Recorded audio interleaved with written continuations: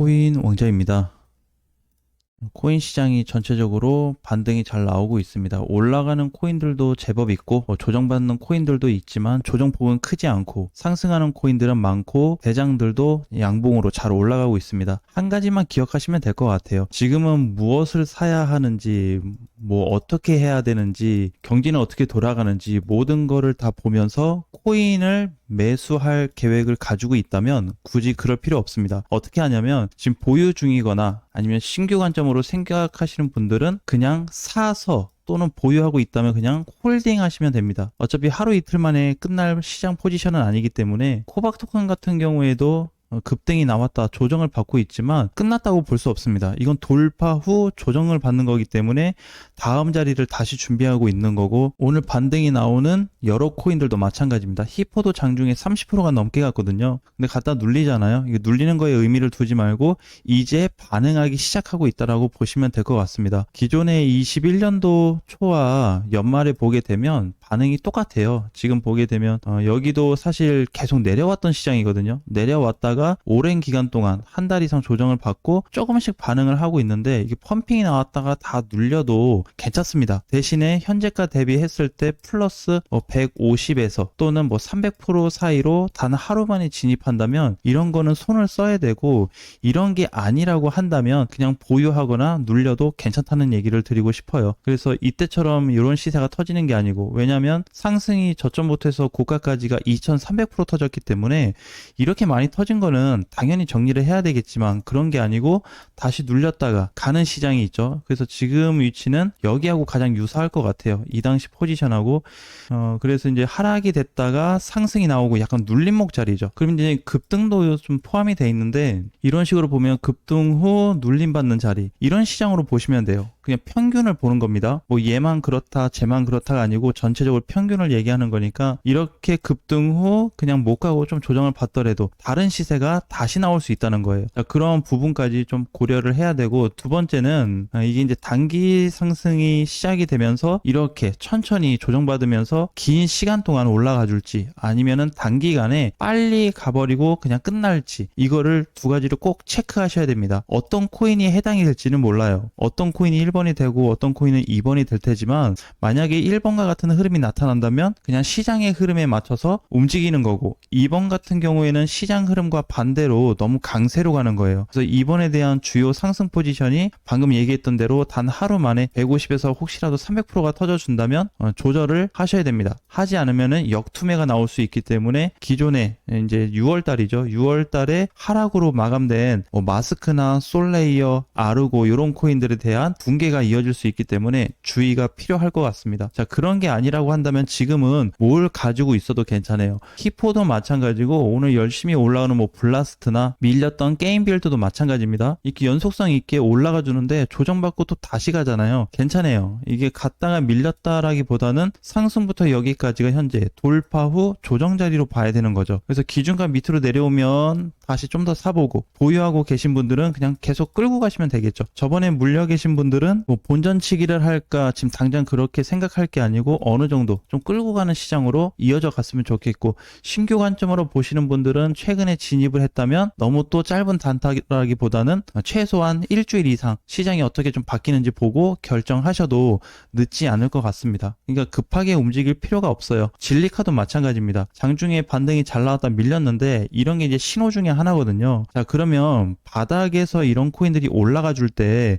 왜 윗꼬리 달고 밀릴까요? 이거는 당연한 건데 심리적인 부분 때문에 그렇습니다. 얘도 그렇고 카오 프로토콜도 장중에 30% 넘게 갔다 오지 않았어요. 그죠? 30% 넘은 시세가 나왔고, 게임 빌드도 그렇고 뒷북도 잘 갔다 왔어요. 이게 다 밀리잖아요. 공통점이 뭐냐면 기존 매물대의 영향을 받아서 그렇습니다. 오늘 들어온 매물대하고 기존 매물대하고 보면 오늘 들어온 게 훨씬 더 많죠. 근데 왜 이것 때문에 밀리냐? 여기서 있는 사람들이 갖다 매도를 치는 거예요. 자꾸 상승 펌핑은 나와주는데 매도를 합니다. 또 상승 펌핑 나와요. 그러니까 그림이 어떻게 영망치형으로 나옵니다. 이거는 어떻게 해석할 수 있냐면, 바닥에서는 강세로 끝났다고 볼 수 있어요. 즉 매집됐다 이렇게 봐야 됩니다. 여기서 누군가가 많이 사주잖아요. 사주는데 위에 물린 사람들은 매도를 해요. 그럼 당연히 사고 있는 사람들이 매도자의 매물까지 다 흡수하게 되는 상황입니다. 이게 가장 중요한 포인트가 될 것 같습니다. 그래서 바닥권에서 이렇게 밀리는 영망치형 투매는 매집으로 보고,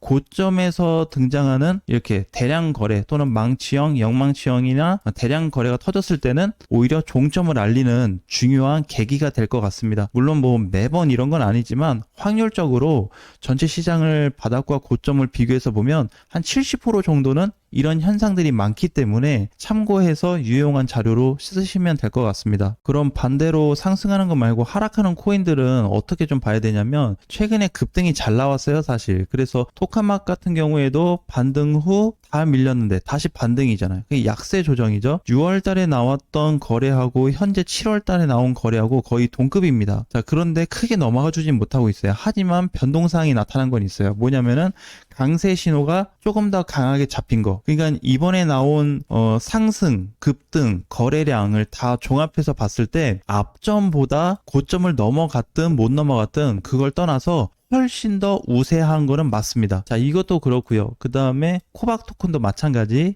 세이는 이제 상승이 나오다 좀 조정을 받았기 때문에 아직은 뭐 끊어졌다고 이렇게 볼 수 없습니다. 워머리도 최근에 급등으로 잘 올라갔어요. 그러니까 상승 후 조정이잖아요. 이런 게 이제 정상적인 범위라는 겁니다. 그래서 마찬가지로 7월 자리하고 6월 자리에 대한 포지션을 좀 비교해 보면 거래도 많이 들어왔고, 이번에 코인들 수급이 85% 이상 차지하고 있거든요. 지금 돌아가고 있는 전체 비트부터 이더리움 알트 시장을 보게 되면 알트코인이 대부분의 수급을 다 취해주고 있기 때문에 가장 우세한 시장으로 보면 돼요. 그러면 이런 코인들은 왜 못 가냐가 아니고 상승 후 조정을 받고 있기 때문에 이제 좀 쉬어가고 있다.